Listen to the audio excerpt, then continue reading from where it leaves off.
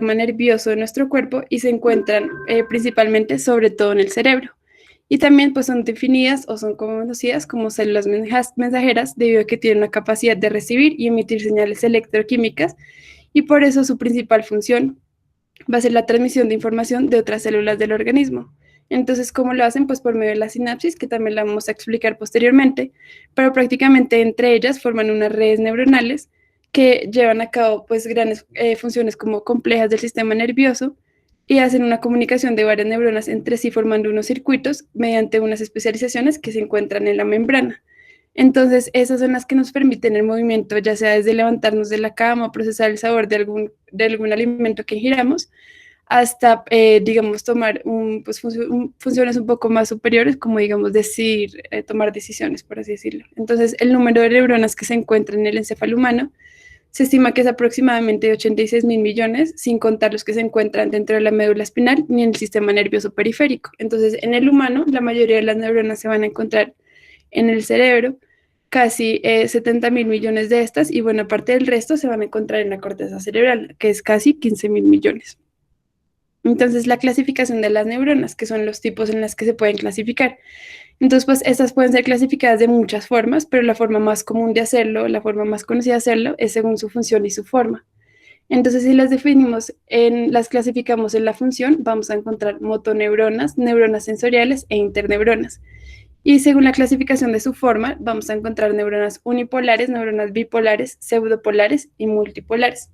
Entonces empecemos con las motoneuronas, que las motoneuronas son las que envían los impulsos nerviosos a los músculos desde el sistema nervioso central y es así como permiten el movimiento y la coordinación muscular voluntaria, tanto como involuntaria. Entonces las neuronas motoras obtienen información desde otras neuronas y transmiten estas órdenes, pues ya sea a los músculos, a los órganos o a las glándulas. Y un ejemplo para entender más pues, cómo funcionan las motoneuronas es el ejemplo de, digamos, coger un trozo de carbón caliente. Entonces, las neuronas motoras que inervan los músculos de los dedos son las que causan que la mano suelte este objeto caliente, como que haga esa reacción. Se encuentran también entonces, las neuronas sensoriales, que envían información de todos los organismos sensoriales hacia el sistema nervioso central para que éste pueda procesarlo. Entonces se envían principalmente los 5 sentidos perceptivos, pues los tradicionales, que serían la vista, el oído, el tacto, el olfato y el gusto, pero también los sentidos somáticos, como son la termorrecepción, la nocicepción, la propiocepción y la equilibriocepción. Entonces, un ejemplo para explicar este sería coger el mismo trozo de carbón caliente, sino que en este caso, pues las neuronas sensoriales que tienen las terminaciones nerviosas en las yemas de los dedos van a transmitir la información hacia el sistema nervioso central de que el carbón se encuentra caliente. En cuanto a la clasificación según la función, la última que vamos a tener van a ser las interneuronas, que es el tipo de neuronas que se conecta exclusivamente con otras neuronas, o sea, es neurona con neuronas, creando entre ellas como unas extensas redes neurológicas para procesos mentales más complejos como lo son el pensamiento. Y la mayor parte de estas neuronas se van a encontrar en el sistema nervioso central. Entonces, un ejemplo para explicar esta sería de nuevo con el trozo de carbón caliente. Lo que va a pasar acá es que la señal de las neuronas sensoriales, que como dijimos anteriormente, que se encuentran en las yemas de los dedos, van a viajar hacia las interneuronas de la médula espinal y algunas de estas interneuronas pues van a enviar una señalización a las neuronas motoras que se encuentran en los músculos de los dedos para que suelte el carbón pues por lo que está caliente, mientras que otras van a transmitir la señal a la médula espinal hacia las neuronas en el cerebro para que éstas pues perciban pues tocar este carbón caliente como el dolor. Ya pasando a la clasificación según su forma, entonces vamos a encontrar a las neuronas unipolares que se van a encontrar más que todo en los invertebrados y tienen una única prolongación que se utiliza tanto como axón como dendrita en sus ramificaciones y como se ve en la imagen no tienen dendritas dentro de su soma. La segunda clasificación según su forma son las neuronas bipolares que van a ser más que todo neuronas de tipo sensorial y parece tener pues que fueran dos axones opuestos, pero en realidad una de las prolongaciones es la dendrita que se prepara para recibir pues la información sensorial y la otra va a ser el axón, por eso es que se llaman bipolares. Creo que no cambió la diapositiva. Ya. Listo. Están también entonces las neuronas pseudounipolares, que son un tipo de neuronas bipolares, que aunque a primera vista pareciera que fueran pues unipolares, porque pareciera que tuvieran un único axón, cuando uno mira detalladamente pues la prolongación, tiene de hecho dos puntas, una que recibe la información y la otra que la envía. Entonces es un axón que se divide en dos al formar la dendrita y el axón, y a diferencia de las neuronas unipolares, estas sí se van a encontrar en el cuerpo humano y van a estar involucradas tanto en el sentido del tacto, el dolor y la presión. Y por último, vamos a encontrar a las neuronas multipolares, que es un tipo de neuronas, pues es el más numeroso dentro del sistema nervioso central, y se van a encontrar más que todo en la corteza cerebral, en la médula espinal y en los ganglios. Y técnicamente, pues cualquier neurona que tenga un axón y al menos dos dendritas dentro de su soma ya va a ser considerada como una neurona multipolar. Y estas neuronas multipolares a su vez se van a dividir según la longitud que tenga su axón, que va a ser en tipo Golgi 1 y tipo Golgi 2. Entonces las tipo Golgi 1 son las que van a tener el axón más largo y su función va a ser como establecer una conexión con las neuronas que pues van a estar más lejanas. Y dentro de estas tipo Golgi 1 vamos a encontrar a las neuronas piramidales y a las neuronas de Purkinje.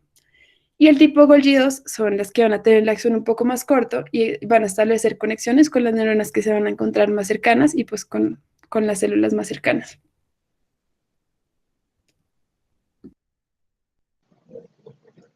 ¿Puedes pasarla, por favor? Listo, entonces otro tema importante a retomar es la morfología de las neuronas y debemos empezar diciendo que a grandes rasgos vamos a lograr identificar en las neuronas un soma, que es el cuerpo de las neuronas, y el citoplasma de este soma es lo que denominamos pericardium. Vamos a tener unas dendritas, que son las prolongaciones del soma, las cuales usualmente son múltiples. Y vamos a tener un axón, que también es una prolongación, pero este en cambio es único y solo hay un axón por neurona. En la imagen lo que estamos viendo es básicamente el pericardio, que corresponde al citoplasma que se encuentra en el soma o cuerpo neuronal. A partir de este soma se van a proyectar las dendritas y también se proyecta el axón como proyección única. ¿Puedes pasarlo, por favor? Esto, entonces, ¿qué tenemos en el pericardio? Entonces aquí, pues, en la imagen lo que queríamos demostrar es que hay retículo endoplasmático rugoso y ribosomas libres, que estos son muy abundantes y constituyen algo llamado los corpúsculos de Niels, los cuales podemos ver en coloraciones histológicas y pues son muy evidentes en neuronas de gran tamaño. Estos corpúsculos los vamos a encontrar en el pericardio y en la parte inicial de las dendritas, pero nunca van a estar en el cono axónico. En el pericardio también vamos a tener un poco de retículo endoplasmático liso, vamos a tener aparato de Golgi cerca del núcleo y numerosas mitocondrias y lisosomas. Entre los componentes de citoesqueleto más importantes a recalcar en este caso, entonces esto lo que van a hacer es mantener la forma de las células y de las prolongaciones y vamos a encontrar las neurofibrillas que están constituidas por neurofilamentos, los cuales son filamentos intermedios propios de por sí de la neurona.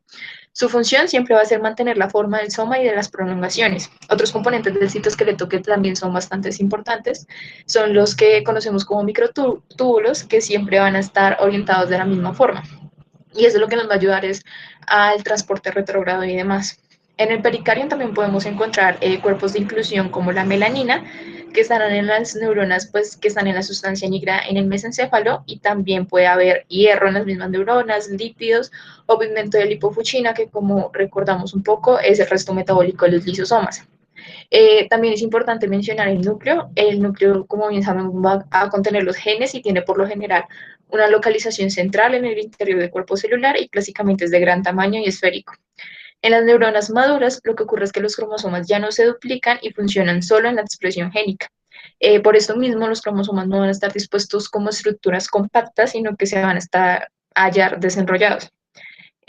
Así el núcleo va a ser un poco pálido y va a haber unos finos gránulos de cromatina que podemos diferenciar en este. En la mujer pasa algo peculiar y es que uno de los cromosomas X es compacto y se va a conocer como el cuerpo de Barr. Está compuesto nuevamente de cromatina sexual y se halla situado en la superficie interna de la membrana nuclear. Otro aspecto importante a retomar son las dendritas, que son prolongaciones múltiples, que como bien sabemos se ramifican y van a constituir algo denominado el árbol dendrítico. Ellas siempre van a estar adyacentes al soma neuronal y hay que tener en cuenta que estos datos pues son los que usualmente pues conocemos, pero siempre van a haber excepciones, entonces puede haber una neurona que solo tenga una dendrita y demás. Esas dendritas en su extensión van a presentar algo peculiar, que son unas espinas o unas protrusiones llamadas espinas dendríticas, en donde su función va a ser aumentar la superficie de recepción pues, de las dendritas y esas espinas van a tener filamentos de actina para mantener nuevamente su forma. La función de las dendritas a grandes rasgos es ser receptoras de estímulos y nunca van a estar limitadas por mielina. Una neurona o un soma neuronal usualmente va a tener múltiples dendritas, las cuales van a recibir sinapsis pues, de bastantes axones y la sumatoria de esos estímulos pues, que van a recibir ellas es lo que va a determinar si se da un potencial de acción o no se da el potencial de acción, que sería la despolarización de la neurona. ¿Puede pasarla, por favor? Entonces, para hablar del axón, pues cabe hablar de la actividad eléctrica en los axones, que es el siguiente ítem. Entonces, el axón es un axón único y pues solamente hay uno por neurona. La parte inicial del axón se denomina cono axónico y como había mencionado antes, este no tiene corpúsculos veniles. La función del axón va a ser transmitir el impulso nervioso y es transmitir básicamente el potencial de acción siempre en una dirección, es unidireccional. Y esto va desde el soma neuronal a través del axón hasta la célula diana, que pues bien puede ser otra neurona, una célula muscular, una célula glandular, etcétera. La parte que está entre el cono axónico y el lugar donde presuntivamente pues se inicia lo que es la vaina de mielina, es una parte intermedia y lo que denominamos o conocemos comúnmente como el segmento inicial. En ese segmento lo que vamos a tener es una membrana llamada axolema. Esta membrana va a ser rica en canales de sodio, potasio y calcio y además va a tener un bajo umbral, pues que es el segmento donde va a iniciar el potencial de acción. Entonces tenemos que tener en cuenta algo importante y es que los axones lo que van a hacer es que se van a agrupar en fascículos y estos van a estar delimitados por tejido conectivo denominado perineuro. Dependiendo de su estructura, las fibras se van a dividir en fibras mielínicas y fibras amielínicas. La diferencia entre unas y otras es la existencia pues, de una capa de material aislante. Como bien sabemos, en aquellas fibras que son mielínicas, por los nódulos de Rambier va a pasar o va a hacer una conducción o una transmisión saltatoria, en donde el impulso nervioso es mucho más rápido que en una fibra que es amielínica. Entonces, acá cabe mencionar un poco cómo se genera, que sería el potencial de acción. ¿Puedes pasarla, por favor? Entonces, el potencial de acción, como bien sabemos, es un evento de todo o nada y puede ocurrir o simplemente no ocurre. Cuando se produce siempre será del mismo tamaño y un potencial de acción se inicia con una despolarización. Esto ocurre porque aumenta el voltaje de la membrana de modo que cruza un valor umbral que usualmente oscila entre menos 55 milivoltios. En este umbral se abren los canales de sodio dependientes de voltaje en la membrana y esto va a permitir que muchos iones de sodio entren precipitadamente a la célula. Esta entrada de iones hace que el potencial aumente muy rápido, se vuelva mucho más positivo y después de un breve lapso los canales de sodio lo que van a hacer es que se van a inactivar a sí mismos. Eso hace que pues, se detenga obviamente la entrada de sodio y lo que ocurre es que se van a abrir otros canales que son los canales de potasio voltaje dependientes. Entonces, esto permite que el potasio salga precipitadamente de la célula siguiendo su gradiente electroquímico y estos eventos van a disminuir rápidamente el potencial de acción y pues que llega a su estado de reposo, que sería la repolarización. Lo que ocurre es que los canales de potasio dependientes de voltaje van a permanecer abiertos un poco más de lo necesario. Y esto da lugar a un fenómeno que se llama hiperpolarización, en el cual el potencial de membrana por unos pocos instantes es más bajo, o sea, se vuelve un poco más negativo que su potencial de reposo. Finalmente, los canales de potasio dependientes de voltaje se cierran y en el potencial de membrana se estabiliza el potencial de reposo. Los canales de sodio regresan a su estado normal y el ciclo de potencial de acción puede volver a comenzar. Entonces recordemos que esto ocurre en el axolema y a partir de aquí entonces va a empezar la transmisión del impulso nervioso a partir de los axones.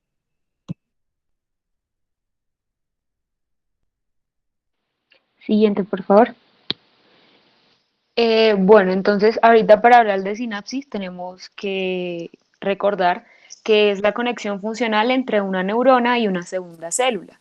En el sistema nervioso central, la otra célula también es una neurona, mientras que en el sistema nervioso periférico puede ser bien sea una neurona o una célula efectora dentro de un músculo o una glándula.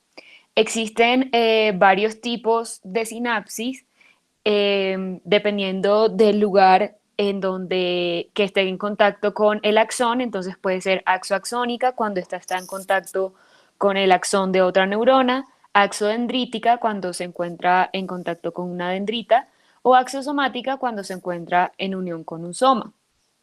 Asimismo, tenemos también otra clasificación de los tipos de sinapsis que van a ser bien sea química o eléctrica. Siguiente, por favor. Ya. Entonces, cabe resaltar que la transmisión de casi todas las sinapsis en el sistema nervioso va a ser de tipo química y es unidireccional. Ocurre mediante la liberación de los neurotransmisores desde terminaciones de axón presinápticas. Entonces, en la sinapsis química, como podemos ver en la imagen de la izquierda, vamos a tener dos neuronas que van a ser la presináptica y la posináptica. En la neurona presináptica vamos a encontrar un botón terminal y estas dos células van a estar separadas por medio de la hendidura sináptica. Hay una asociación entre las dos células que se va a dar por medio de moléculas de adhesión celular que se van a proyectar hacia la hendidura desde las dos membranas celulares, uniéndose entre sí para que se dé como tal pues la sinapsis. Entonces los neurotransmisores van a estar contenidos en la neurona presináptica en vesículas que van a liberarlos por medio de la exocitosis hacia la hendidura. Esto lo que va a hacer es desencadenar potenciales de acción que estimulan la entrada de calcio hacia la terminal del axón a través de pues los canales de calcio sensibles a voltaje. El calcio que entra en la terminal del axón se va a unir a una proteína que viene siendo la sinaptotacmina, que sirve como detector de calcio formando un complejo en el citoplasma. Y las vesículas acopladas, que van a estar unidas a la membrana plasmática del axón presináptico, van a estar ahí por medio de proteínas SNER, que ahí podemos ver en la imagen, formando puentes entre las vesículas y la membrana. Entonces, cuando se da una fusión completa entre la membrana de la vesícula, la membrana plasmática y la formación del poro que libera los neurotransmisores, que se da cuando el complejo de calcio con sinaptotacmina desplaza el componente del complejo SNER, pues se va a dar como tal la liberación del neurotransmisor. Este proceso de exocitosis ocurre en menos de 100 microsegundos después de que hay la concentración suficiente de calcio intracelular para que pues active como todo el proceso. Ahora bien, por parte de la sinapsis eléctrica, entonces, como vemos en la imagen de la derecha, vamos a tener dos células que van a estar en contacto por medio de una resistencia eléctrica baja, generando impulsos eléctricos entre sí sin interrupción. Esta unión va a estar dada por uniones intracelulares comunicantes compuestas por conexinas que forman canales que van a funcionar como puentes que permiten el flujo de corriente iónica desde una célula a otra, teniendo como característica que en este caso sí hay una bidireccionalidad. Algunos neurotransmisores que actúan por medio de de segundos mensajeros como el calcio o el AMP cíclico van a llevar a la fosforilación o desfosforilación de proteínas conexinas de la unión intercelular comunicante, haciendo que se abra o cierren, dependiendo de lo que sea, los canales de dicha unión. Algunos ejemplos de las neuronas con este tipo de sinapsis pueden ser, se ha visto que en el hipocampo, en la amígdala y en la corteza cerebral están cumpliendo como función hacer como oscilaciones sincrónicas de la actividad neuronal, y también se ha encontrado que en células neurogliales hay este tipo de sinapsis permitiendo el paso de calcio. Siguiente, por favor.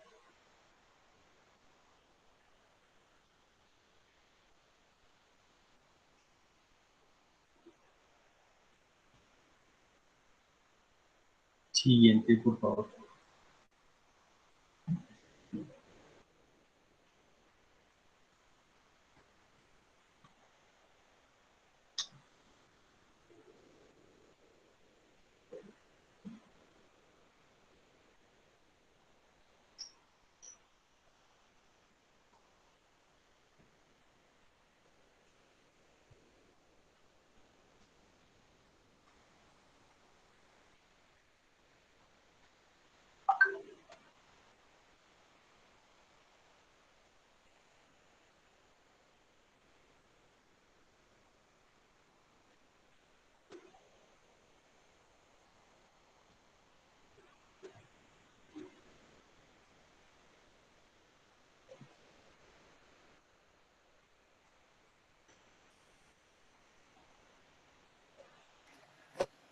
Buenas noches, chicos. Creo que Gus está teniendo tal vez algunos problemas con su computador. ¿Ustedes podrían presentar la pantalla de alguno de ustedes para continuar? Sí, sí, ya voy. Listo, gracias.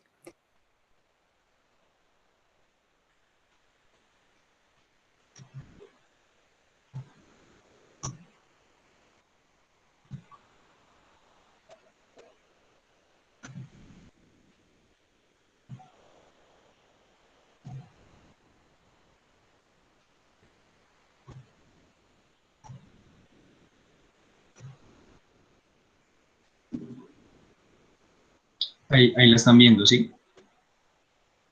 Sí. Listo, bueno, entonces, continuando con la parte de los neurotransmisores, digamos que aquí vamos a tener dos grandes grupos, que va a ser uno que, que son de acción rápida y molécula pequeña, y otros que son de molécula grande y acción prolongada. Los de acción rápida y molécula pequeña son los que van a producir las respuestas más inmediatas del sistema nervioso, como puede ser la transmisión de señales sensitivas hacia el encéfalo, o de señales motoras hacia los músculos. El otro grupo grande, que es el de molécula grande y acción prolongada, son unos neuropéptidos que normalmente pues, van a presentar una acción que es mucho más lenta, que suele provocar acciones más prolongadas, como puede ser los cambios a largo plazo en el número de receptores neuronales o la apertura o el cierre duradero de ciertos canales iónicos, entre otras funciones. Entonces, los tipos de neurotransmisores de molécula pequeña se caracterizan porque se sintetizan en el citoplasma del terminal presináptico y las vesículas transmisoras que están presentes a este nivel los absorben mediante transporte activo, aunque estos, digamos que hay una excepción que va a ser el óxido nítrico y ya les voy a explicar por qué. Entonces, pues cada vez que llega a ese potencial de acción, al terminal presináptico, las vesículas pues liberan su transmisor hacia la hendidura sináptica en pequeños grupos que van a tener una acción tanto a nivel pre y postsináptico que va a durar cuestión de segundos. Entonces, estos neurotransmisores los vamos a poder clasificar o vamos a tener cuatro clases, por decirlo así. El primero son los de acetilcolina, que segregan, sí, que se segregan en neuronas que son situadas en regiones del sistema nervioso, eh, que es, perdón, la acetilcolina que se segrega en neuronas situadas en muchas regiones a lo largo y ancho del sistema nervioso, pero hay 6 ubicaciones específicas para este neurotransmisor, que son los terminales de las neuronas piramidales grandes de la corteza motora, los diversos tipos de neuronas pertenecientes a los ganglios basales, motoneuronas que inervan los músculos esqueléticos, neuronas preganglionares del sistema nervioso autónomo, neuronas postganglionares del sistema nervioso parasimpático y parte de las neuronas postganglionares del sistema nervioso simpático, que pues sabemos que la acetilcolina en la mayoría de los casos posee un efecto excitador, sin embargo se sabe que tiene ciertas acciones inhibitorias en algunas terminaciones nerviosas parasimpáticas periféricas, como puede ser la producción de una inhibición a nivel cardíaco. Los neurotransmisores de clase 2, que son las aminas, tenemos lo que es la noradrenalina, que esta se segrega en terminales de muchas neuronas que van a estar situadas en lo que es el tronco del encéfalo y el hipotálamo en su gran mayoría. Esta lo que va a hacer, pues va a tener tanto efectos excitadores como inhibidores, por lo que pues va a funcionar para excitar algunos órganos e inhibir otros, ya que esta se segrega en su mayor parte en neuronas postganglionares del sistema nervioso simpático. También dentro de estas aminas podemos encontrar lo que es la serotonina, que esta se segrega en los núcleos originados en el rafe medio del tronco encefálico, que actúa en la médula como un inhibidor de las vías del dolor y se piensa que tiene una acción inhibitoria sobre algunas regiones del sistema nervioso que ayudan a controlar el estado de ánimo de una persona. Los neurotransmisores de clase 3, pues, que son aminoácidos, vamos a tener lo que es el GABA o el ácido gamma-aminobutírico, que se segrega en terminales nerviosos de la médula espinal, cerebelo, ganglios basales y en muchas áreas de la corteza. Además de que sabemos que este es un neurotransmisor que en su gran mayoría pues tiene un efecto inhibitor.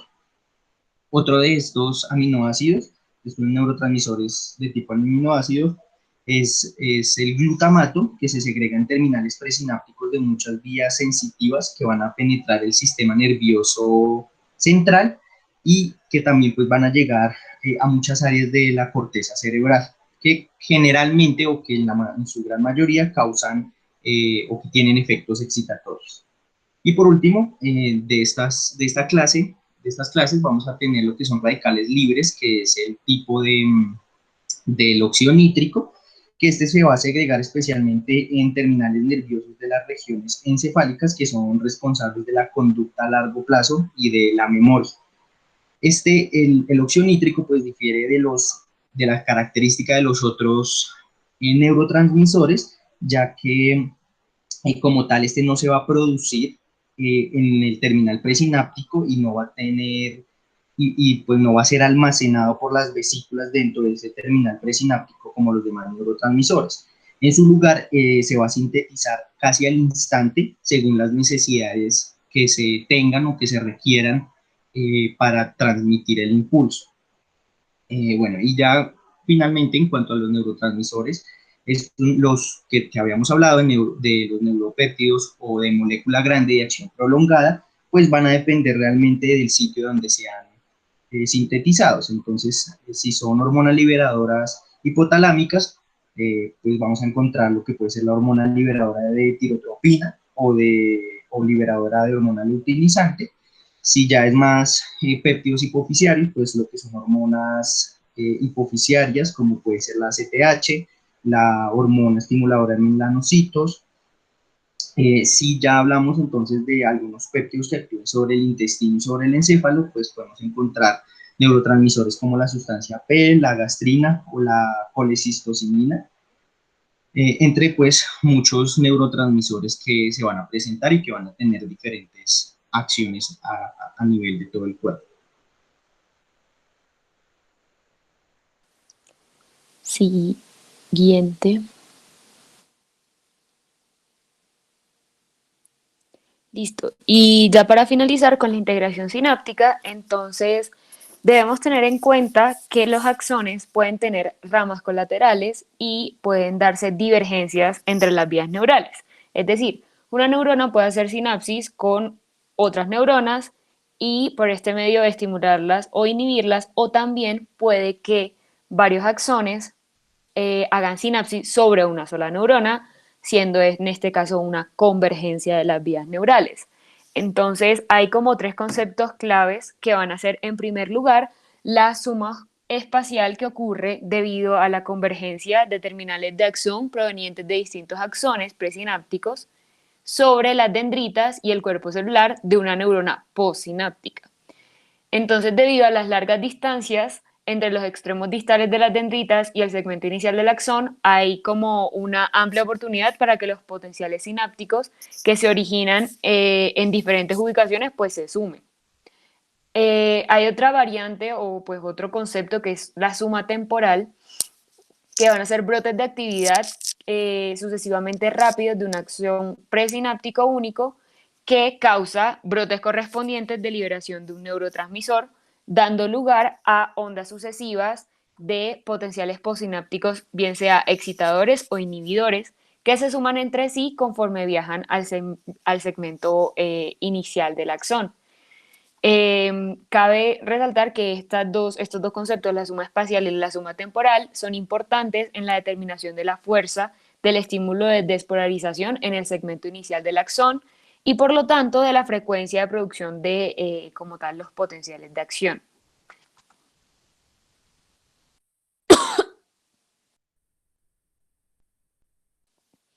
Ahora bien, hay otro concepto que es la plasticidad sináptica, que va a ser la capacidad de la sinapsis como tal para cambiar en respuesta a determinada actividad. Entonces, el uso repetido de una vía sináptica particular puede aumentar o disminuir la fuerza de la transmisión sináptica durante periodos prolongados. Esto se va a dar principalmente por la inserción o eliminación de receptores de tipo AMPA o de glutamato en la membrana postsináptica que promueven la potenciación a largo plazo. Por el contrario, si estos receptores se eliminan, entonces va a promover la depresión a largo plazo de la transmisión sináptica como tal. Y ya por último, entonces tenemos como tal la inhibición sináptica, de la cual Felipe ya nos mencionó anteriormente, que pues como tal consiste en que, bueno, existen dos tipos, ¿no? Entonces la inhibición postsináptica y la inhibición presináptica. Entonces la inhibición postsináptica se va a producir principalmente por GABA en el cerebro y en la médula espinal por glicina.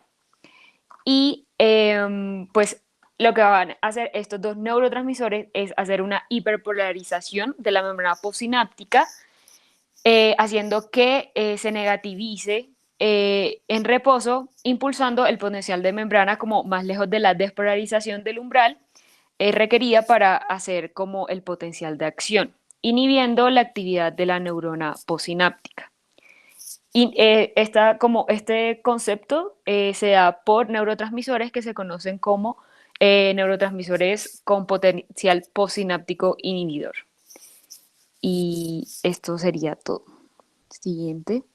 Entonces, ahorita para finalizar, pues la dinámica que decidimos escoger nosotros, como mencionó Natalia al principio, es que ustedes nos van a ayudar a sacar una conclusión. Vamos a elegir 4 personas al azar y entonces nos dirán qué conclusión sacaron de nuestra charla. Una no tiene que ser larga, puede ser breve.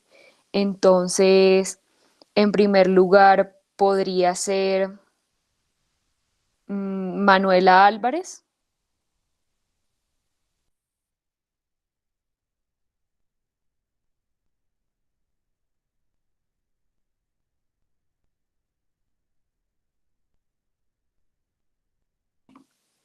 Bueno, María Andrea Manuel.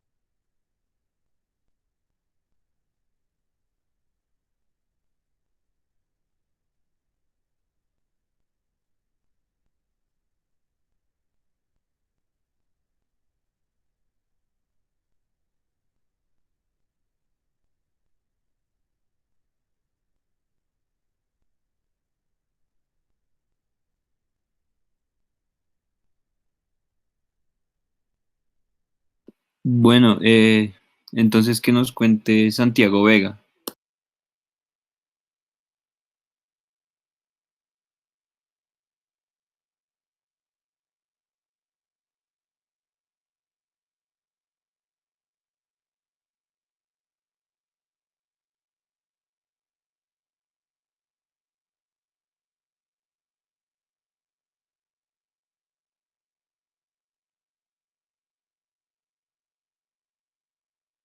¿Me están escuchando bien? Hola.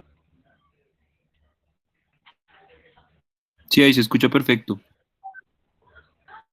Bueno, la verdad entré un poco tarde a la charla, pero podría concluir que las neuronas requieren de unos parámetros principales o básicos para generar un potencial de acción que va desde la presencia de catiónicas, como principalmente las de sodio y potasio, hasta una estructuración dentro de la organización del sistema nervioso en el que participan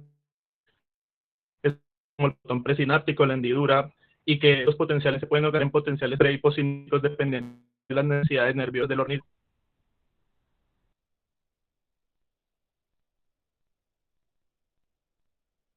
Gracias. Bueno, muy bien. También nos dijo Ana María Iglesias que quería participar. Hola, ¿sí me escuchan bien? Sí, perfecto. Bueno, a mí me parece que la importancia de lo que ustedes pusieron está en mostrar que estos miles de millones de componentes que nosotros tenemos en el cerebro son como la base para que todo se pueda estar dando de la manera correcta que debe darse. Entonces, me parece importante el hecho de que hayan plasmado todo desde las partes de las neuronas, los tipos de neuronas, la comunicación, los neurotransmisores. Entonces, hay que saber, la conclusión a la que yo llegaría es que o sea, la principal funcionalidad de las neuronas es la comunicación celular y son las que permiten que se dé todos estos fenómenos físico-químicos en el cerebro y que haya eficacia, que haya rapidez en todos estos procesos que tenemos nosotros a nivel cerebral y pues que que resultan siendo pues sí, los pioneros de mostrar un proceso como la movilización muscular, como la percepción del dolor, el pensamiento. Entonces, sí, reconocer a la neurona como la base estructural de algo que nos hace funcionar en conjunto.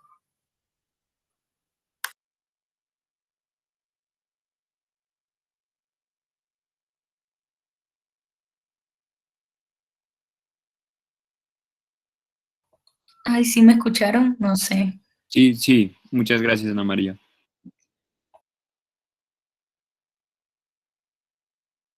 A ustedes, gracias por la exposición.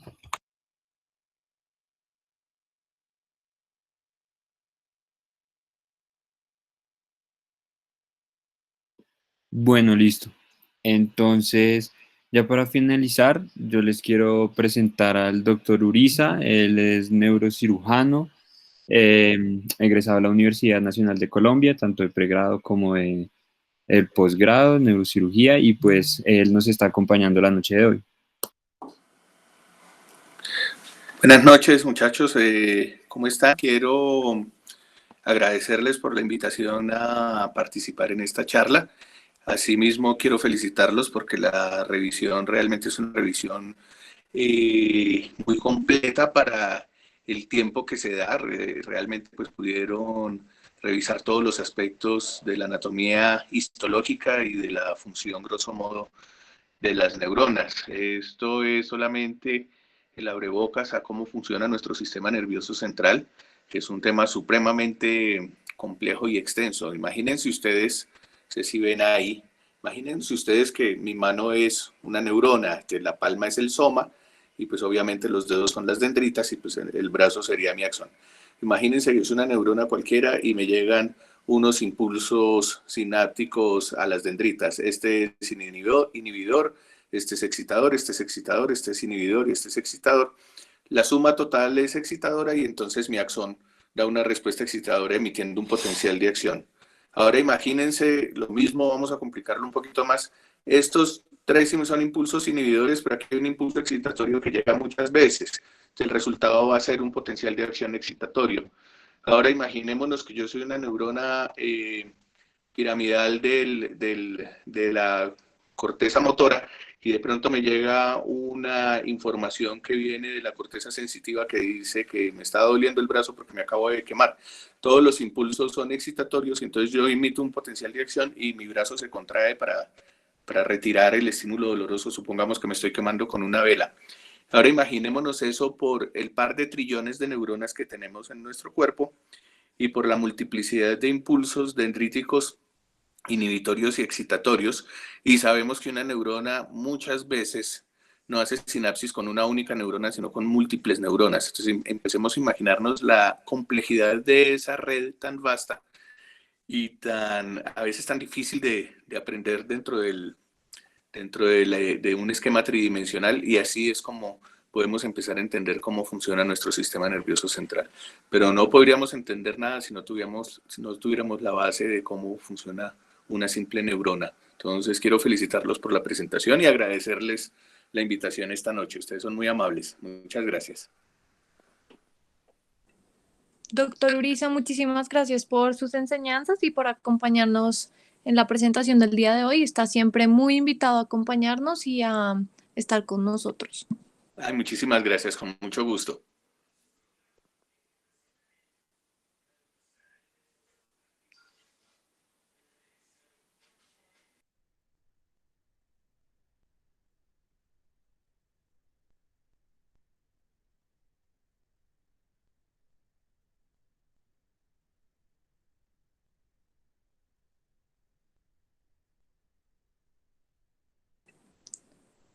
¿Alguien quiere decir algún comentario sobre la charla?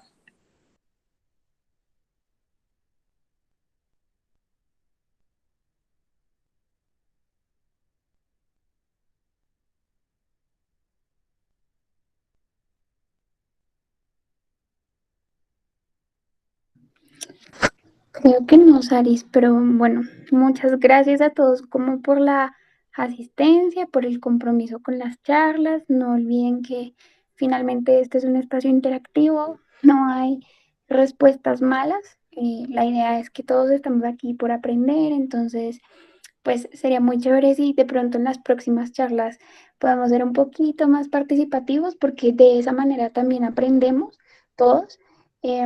Como les digo, acá está bien equivocarse, está bien aprender.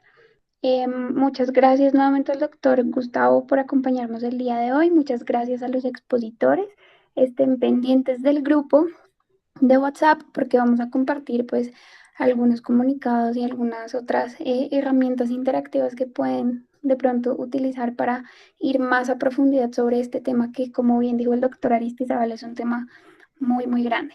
Adicionalmente, pues les contamos que hemos tomado la decisión de que pues sabemos que cada uno está asignado a un grupo específico de educación, investigación, etcétera, pero al mes vamos a comunicar algunas tareitas que personas de otros grupos pueden ayudar a realizar. Ejemplo, si yo estoy en el grupo de educación y me interesa aportar en algo por este mes en la parte de investigación, puedo hacerlo.